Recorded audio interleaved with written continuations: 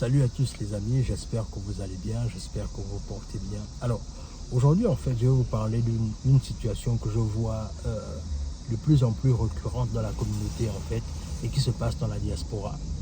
En fait, ce qui se passe souvent dans la diaspora avec les Africains en général, c'est que souvent nous, quand on émigre en Occident, la plupart du temps, on émigre avec les mêmes habitudes en fait. C'est-à-dire quoi? C'est-à-dire que on essaye de tout faire pour inculquer la même façon dont les parents nous ont inculqué un savoir-vivre en Afrique. On essaye de retransposer ça ici en fait en Occident avec nos enfants.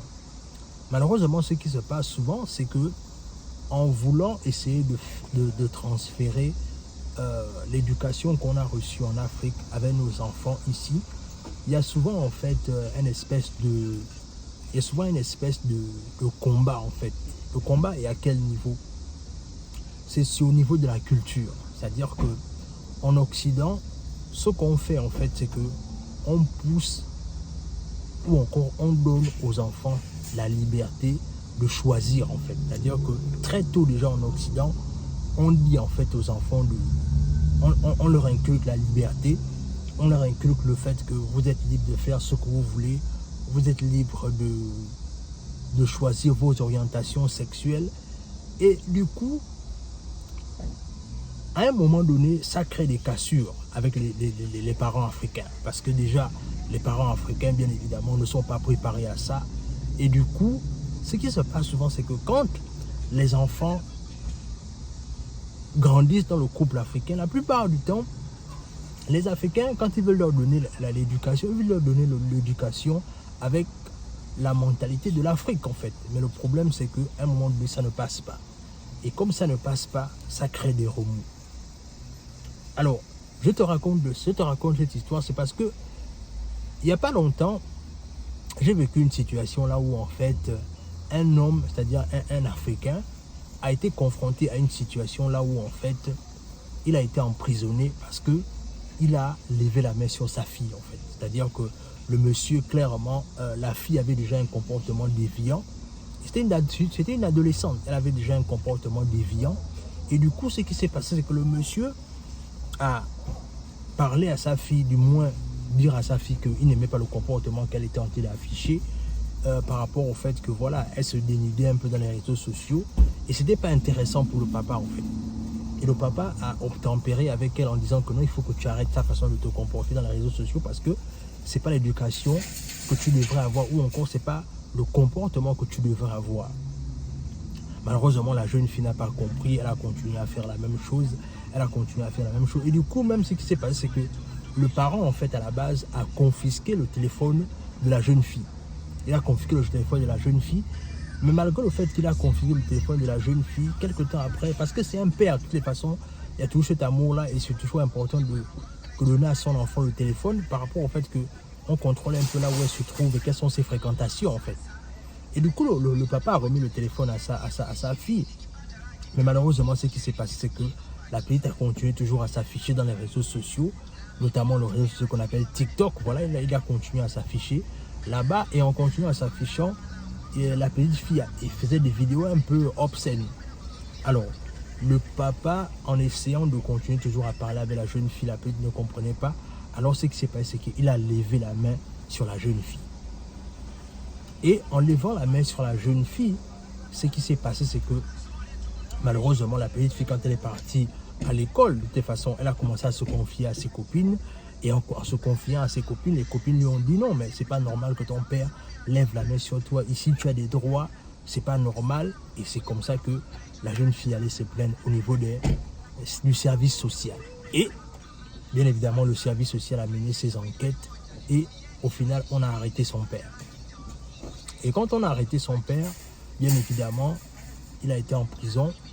Et du coup, ce qui s'est passé, bien évidemment, c'est que comme on a arrêté son père, alors la petite se retrouve dans ce qu'on appelle le système. C'est-à-dire que la petite est déjà placée dans l'état et on va lui mettre à disposition une famille d'accueil qui va s'occuper d'elle, en fait. Et La même situation là s'est passée en même temps en France. Vous savez, le grand artiste Ferré Gola a eu la même situation en fait. C'est-à-dire que sa fille a eu un comportement désagréable, du moins par rapport à... Elle ne respectait pas la manière dont une fille devait se comporter. Et du coup, bien évidemment, Ferré Gola, ce qu'il a fait, c'est que il a en fait coupé à sa fille les cheveux pour la punir du fait que voilà, elle n'écoutait pas ce qu'il disait. Et du coup, il s'est senti un peu... il a senti son autorité de père un peu être bafouée en fait.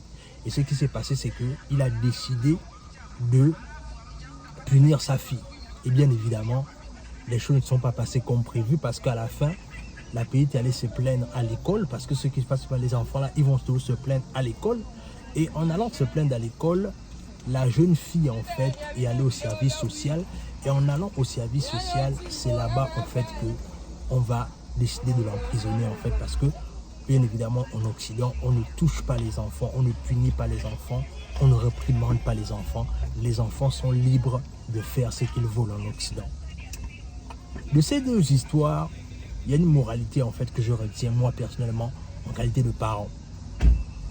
C'est que moi je retiens une chose, c'est que en fait à un moment donné, si en essayant de vouloir éduquer ton enfant, ça peut t'amener en prison.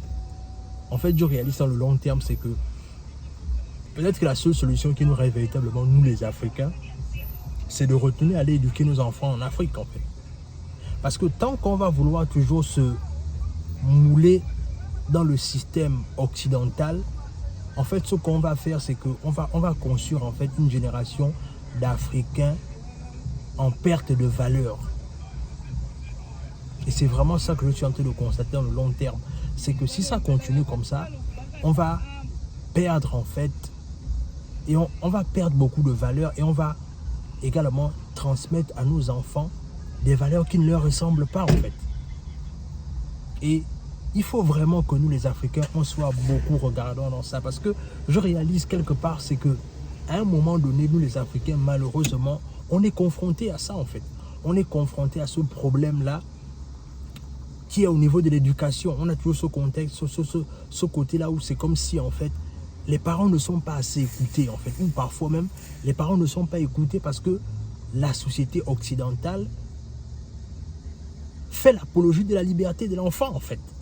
Et en oubliant en fait que demain après-demain, si l'enfant devient un délinquant dans la société, ce sera la faute de qui en fait?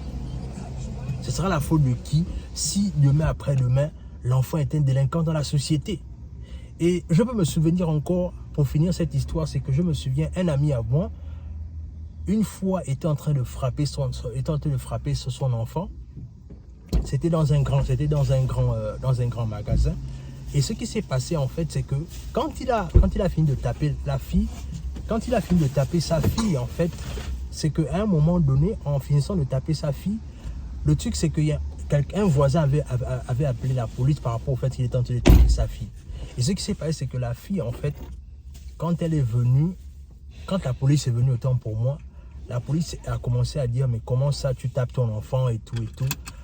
En fait, mon ami a juste répondu au policier en disant, non, c'est pas que je suis en train de taper mon enfant, c'est juste que je suis en train d'éduquer mon enfant parce que demain après-demain, si je ne fais pas mon travail de père, demain après-demain, malheureusement, peut-être que c'est vous qui allez faire ce travail-là ou encore peut-être que demain, elle va être emprisonnée en étant une mauvaise citoyenne dans la société et moi, en tant que père, je ne veux pas manquer mon rôle en fait.